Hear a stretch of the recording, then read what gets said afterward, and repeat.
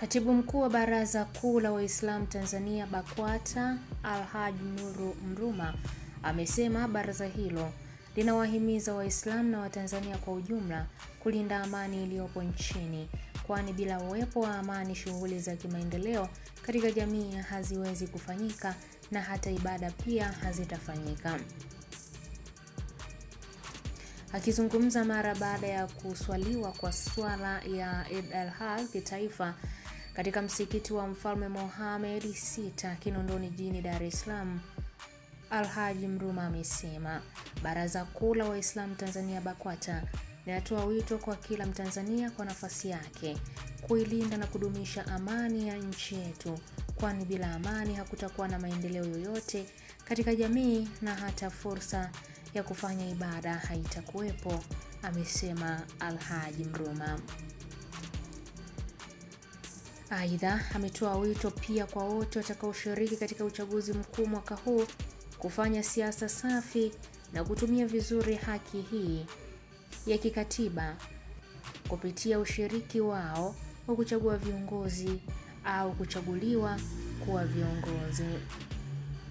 Amehimiza pia kuwa mamlaka zinazohusika na kusimamia uchaguzi zitende haki wakati wa mchakato mzima wa uchaguzi huu mkuu, ili haki hii ya kikatiba ipatikane kwa kila mwananchi. Hii ni ABT Media na mimi ni Irene Nziku.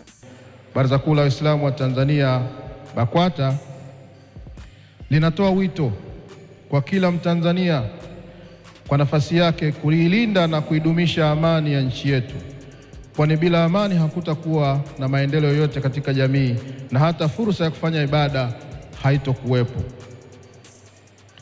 Mheshimiwa mgeni rasmi, sote tunafahamu kwamba mwishoni mwa mwaka huu nchi yetu inaingia katika zoezi muhimu sana la uchaguzi mkuu wa rais, wa bunge na madiwani. Sisi viongozi wa dini tunaendelea kuiombea sana nchi yetu dua ili zoezi hili liende kwa salama na amani.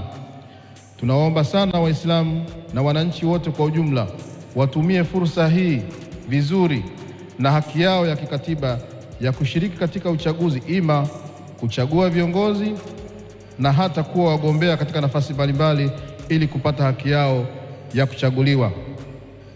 Ni matumaini yetu kwamba mamlaka husika zimefanya maandalizi muhimu ili haki hii ipatikane kwa kila mtu. Tunafahamu pia hatua muhimu inayofuata ni kwa watiania kuchukua fomu na hatimaye kuteuliwa na vyama vyao tayari kuanza kampeni za uchaguzi. Tunaviasa vyama vya siasa viwe makini katika mchakato huu wa uteuzi wa wagombea na kuepukana na wagombea wenye uchu wa madaraka ambao wanataka uongozi kwa hila na kwa kutumia rushwa ili wapate uongozi, kwani viongozi hawa hawawezi kutuletea maendeleo yoyote. Pia tunaiomba Tume Huru ya Uchaguzi ambayo ndio yenye dhamana ya kusimamia mchakato mzima wa uchaguzi kutenda haki katika kila hatua ya mchakato wa uchaguzi ili kufanya uchaguzi kuwa huru na haki, kwani msingi mkuu wa amani upo katika utoaji wa haki.